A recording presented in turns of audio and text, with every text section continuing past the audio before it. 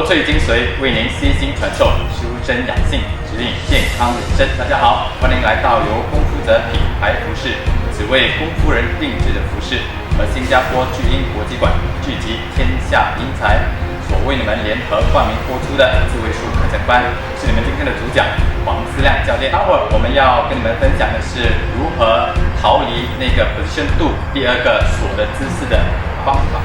好，如果在看我们的视频之后呢，想要看更多视频的话，可以到我们的功夫者官方网站去。如果想要结识更多功夫爱好者的朋友呢，可以到我们的 QQ 群去。如果想要了解更多知识的话，可以到我们的官方网站，或是我们的官方微信公众平台和我们的官方微博。如果你在新加坡想与我们联系，可以直接联络我们。好的，我们现在就开始吧。好，今天还是由我们的董教练来陪我为你们呈现今天的单元。如果想要很清楚的去了解这些 position 的话，这些知识的话，那请看我们的上几集。现在很快的复习哈。Position 2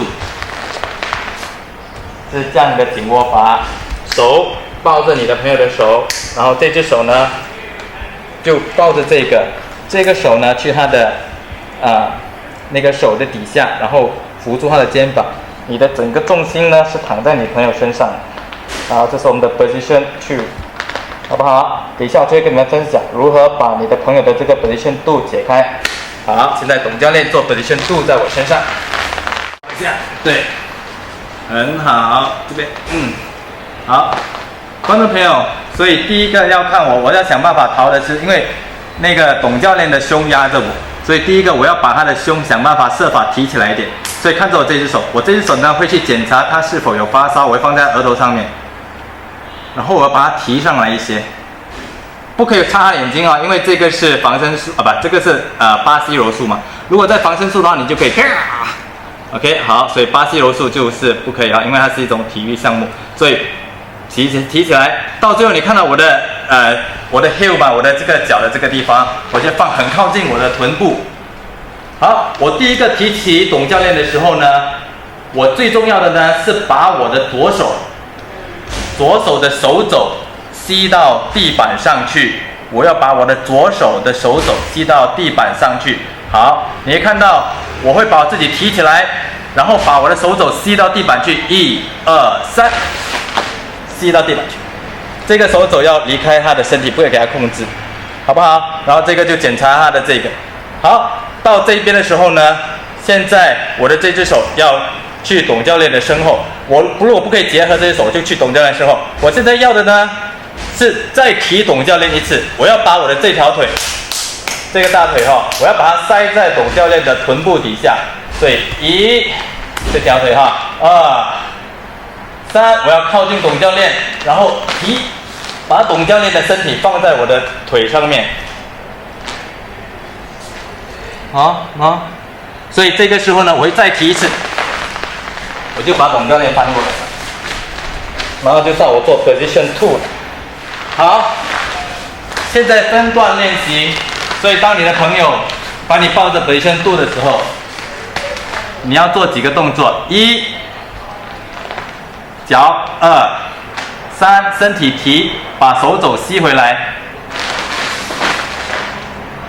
这个动作你们可以连续做5次，然后再兑换。所以1、2、3，连续做5次，然后兑换，好不好？后来你兑换了你的朋友之后呢，接下来你就可以做1、2，然后3，手靠近你的朋友。好，再来一次。1、2、3，手靠近你的朋友，这个可以连续做5次。后来你就可以从这边开始了哈，你就这起放出来，起放，连续做5次，然后对练。好，接下来呢就是起放起转。连续做5次，再来一次哈。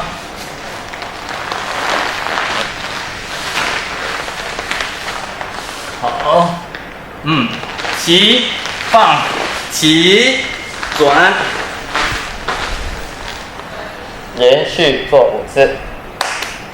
好，观众朋友，现在跟你们讲几个要注意的要点，还有可以帮助你们提升你们的动作的运动。第一个就是这个动作，永远记得，当你在地板上的时候，这个是你的一定要记得的。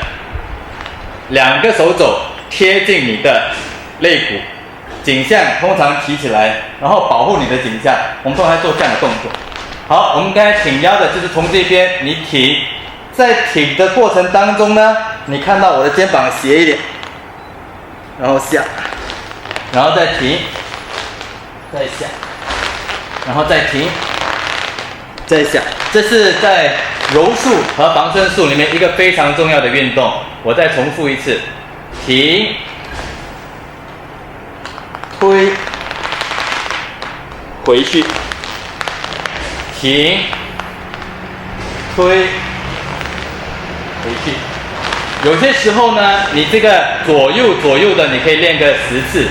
后来有一个是单上而已，1、2、3，你可以练个10次。所以这个挺腰的动作是你们一定要一直不断的练习。好，观众朋友们，在看我们的视频之后呢，永远要记得，当你在练习的时候，有几个东西一定要记得的。第一个，保持身体的干净，如果有伤口，记得扎起来。第二个，运动场所一定要保持干净跟安全。你看我们在练的时候，都是这些比较软的。好，第三个，当你在练习的时候，我们会非常建议你们要穿有袖子，最好是用可以的话是长袖。所以今天这样穿着其实不是很适合练柔术的，因为在地上擦着会把皮擦破，所以通常是会练长袖的，然后通常是比较紧身的，那个会比较好一些。好的，然后在练习的时候，永远注意你的朋友的安全，千万不要勒得太紧。好，在看我们的视频之后呢，如果想要看更多视频的话，可以到我们的功夫者官方网站去。如果想要结识更多功夫爱好者的朋友呢，可以到我们的 QQ 讨论群去。那如果想要了解更多知识的话，可以到我们的微信公众平台和我们的官方微博。如果你在新加坡想与我们联系，可以直接联络我们。